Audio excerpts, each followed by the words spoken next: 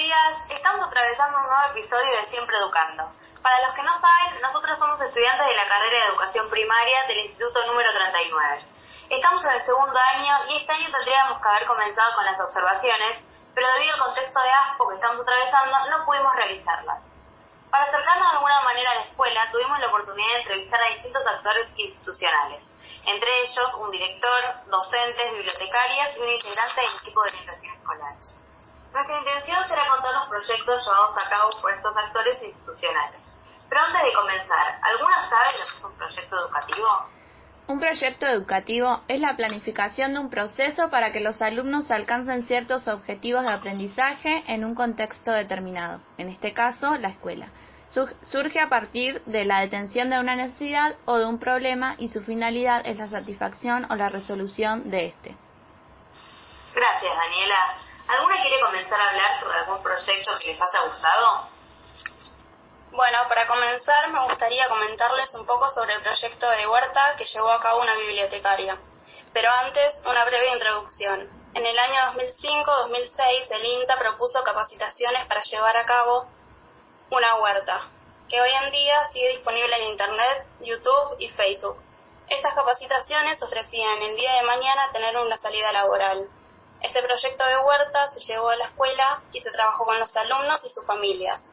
Es un proyecto excelente para trabajar desde las bibliotecas porque abarca desde lo social hasta el diálogo, donde se les pregunta a los alumnos si en su familia hay alguien que sepa cultivar, pueden ser tíos, abuelos, padres, etc.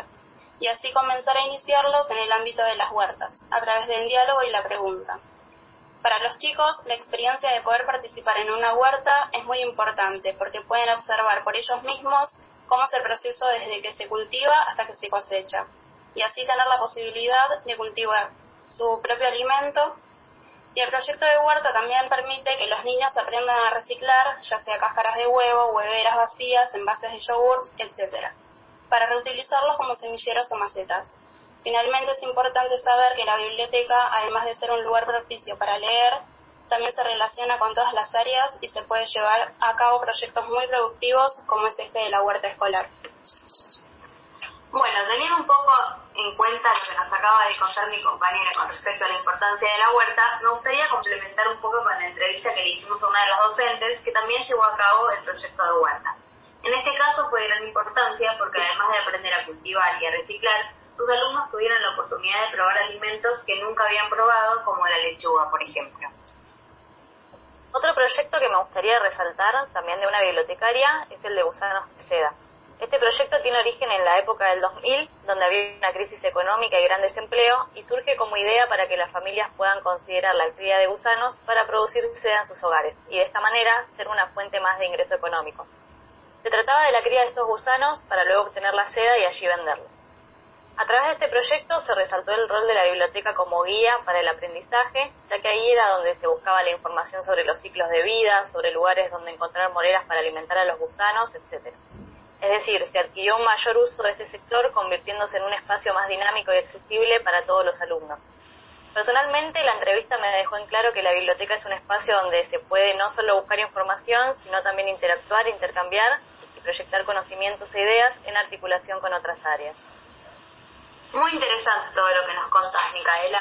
¿Qué otro proyecto pueden destacar? Sí, a mí me gustaría comentar un poco sobre el proyecto radial. Como consecuencia de la situación actual que se está viviendo ahora mismo, la pandemia, uno de los sectores que más se han visto afectado es la escuela y la educación, a lo que llevó como resultado que éstas se tengan que reinventar y adaptar completamente. Desde los directivos, docentes, los medios de comunicación y transmisión, los estudiantes y hasta las mismas familias y hogares. Por esto mismo me lleva a mencionar un caso en donde un docente, indagando por diversos medios, crea un proyecto con el objetivo de poder llegarles a cada uno de sus alumnos los conocimientos más receptivos y significativamente. Él, para definir su medio de vía de comunicación, transmisión de contenidos y llevado a cabo de clases, primero se tomó todo el trabajo y compromiso para contactarlos y tener conocimiento de la situación que atravesaban cada uno de sus alumnos de sus hogares, la cual consistió desde una larguísima búsqueda por registros telefónicos y de datos anteriores, hasta el propio acercamiento en cada una de las respectivas casas. El primer recurso que se utilizó fue WhatsApp, ya que la mayoría contaba con este. Todo iba bien hasta que en un momento del transcurso de la cursada colapsó a causa de lo pesado y la demanda de espacio que requerían los archivos. El docente no se quedó de brazos cruzados, al contrario, empezó a indagar qué otros recursos le quedaban sin utilizar, pero que al mismo tiempo sean amenos para los chicos. Ahí es cuando se le ocurrió la idea de crearse una cuenta en YouTube, y aquí es por donde continuó dando sus clases satisfactoriamente. Como pasaba el tiempo y se notaba que este contexto de ASPO no se terminaría pronto, el ánimo y el rendimiento de los niños empezó a decaer, además de que lentamente los vínculos de amistad entre ellos se desvanecían. Esto lo notó el docente y nuevamente volvió a pensar qué podía hacer para tratar de salvar la situación, a lo cual se le ocurrió armar una radio. Esta funcionó, fue muy bien recibida por los niños, le fue muy bien que tomó una gran popularidad a tal punto de llegar a los oídos de otras instituciones del distrito, haciendo otra vez que el docente lograra con su cometido, que los niños no se angustiaran, recuperando otra vez las esperanzas, el entusiasmo, el optimismo y la involucración en aprender. En lo personal, a mí me encantó y me llamó la atención cómo este comprometido docente, a pesar y a partir de este particular contexto, logró readaptarse a la modalidad virtual, reutilizando estos medios, recursos tecnológicos, dándoles otro sentido más creativo, apelando a los intereses y gustos de sus estudiantes, con el fin de poder llegarles en medio de esta situación. Gracias, Celeste. ¿Quién podría contar un poco sobre el proyecto llevado a cabo por el director? Bueno, el proyecto que plantea el director está basado en el mito griego de los argonautas o navegantes de largo, que eran un grupo de héroes que viajaban por el mar, iban deteniéndose en islas, las cuales estaban repletas con arpías. Ellos iban encontrando a lo largo de su viaje con estas arpías en las islas que buscaban la forma de detener el viaje de estos argonautas. Entonces el director planteó a principio de año un viaje en una nave donde los pasajeros, mejor dicho los argonautas, son las familias y los niños, donde que al subirnos a esta nave tuvimos un recibimiento muy peculiar con una frase de bienvenidos argonautas. Empezamos a emprender un viaje en el que aprender juntos era lo fundamental. Como todo viaje tiene condiciones de qué saberes aprendimos, qué lugares y qué conflictos nos permitieron ir aprendiendo juntos.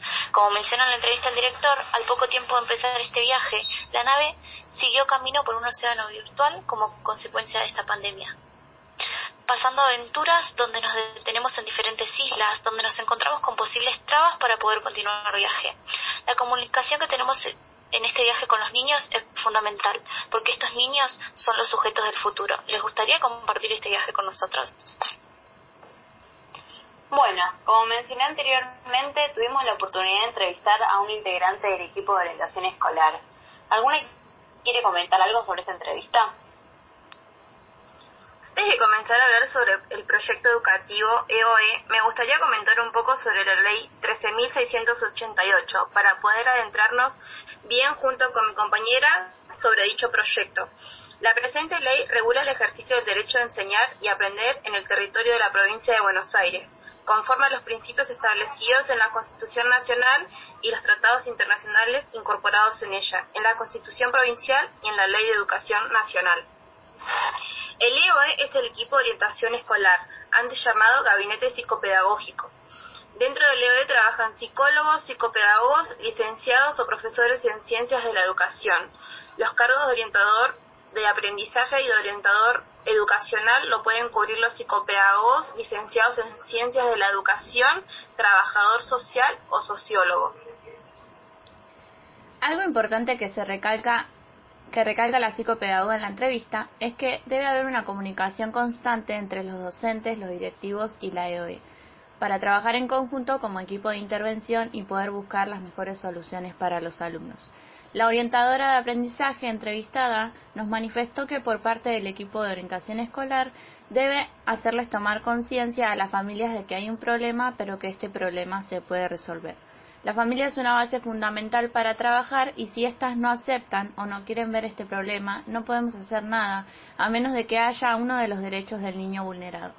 Para comunicar estas cuestiones de suma importancia, contamos con las REP, que son las reuniones de equipo escolar básico. También nos comentó cómo están trabajando en este contexto de ASPO y nos dijo que buscaron abrir canales de comunicación por donde tenían la oportunidad. Crearon muchos grupos de WhatsApp, su trabajo se volvió doble y más intensivo, pero estuvieron respondiendo a las necesidades de los niños y sobre todo acompañando a los docentes. En lo personal, me pareció una entrevista muy enriquecedora e interesante, ya que yo hice el colegio primario y secundario en un colegio privado, en donde no había un gabinete o un equipo de orientación escolar. Por eso me pareció muy importante para mi formación y me gustaría participar en más entrevistas para con estas poder informarme más. Esta entrevista me llenó de emoción al ver a la psicopedagoga con las ganas que tenía de seguir adelante a pesar de todo, así como el amor y la dedicación que tenía por su trabajo, y como futura docente me gustó que haya recalcado la importancia de trabajar en conjunto para lograr lo mejor para los alumnos. También me da tranquilidad saber que contamos con profesionales que estarán para escucharnos y acompañarnos en estas situaciones particulares.